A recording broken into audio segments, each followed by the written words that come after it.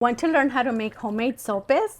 Continue watching and let me show you how I prepare them. I'm going to use 3 cups of corn flour,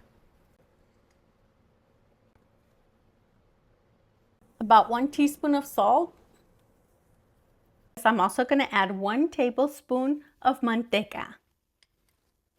We're going to mix the salt and the manteca into the corn flour, and then we're going to add warm water as needed.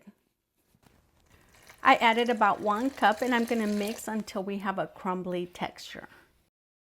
Continue to add water a little bit at a time until the dough comes together. With the 3 cups of flour, I used about 4 cups of water. Once you have a nice smooth ball of dough like this, and the masa is nice and smooth, you want to keep it covered with plastic wrap or a clean kitchen towel so it doesn't dry up. Before we begin to prepare the sopes, I'm going to heat up my oil. Using a small saucepan like this one, you will also use less oil. I'm going to add about 2 cups of vegetable oil. You can also use any other oil of your choice or manteca if you dare. When making your sopes, you want to take a generous amount of the masa in your hand. It's going to be a little bit bigger than if you were making tortillas, maybe about this size. Roll it out in your hands until you have a nice smooth ball of dough, just like that.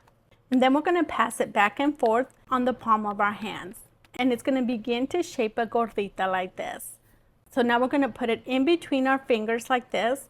And we're going to take the index finger, the middle finger, and our thumb. And we're going to place it right here. And this is how we're going to make the edges so they can be nice and smooth. Just like this.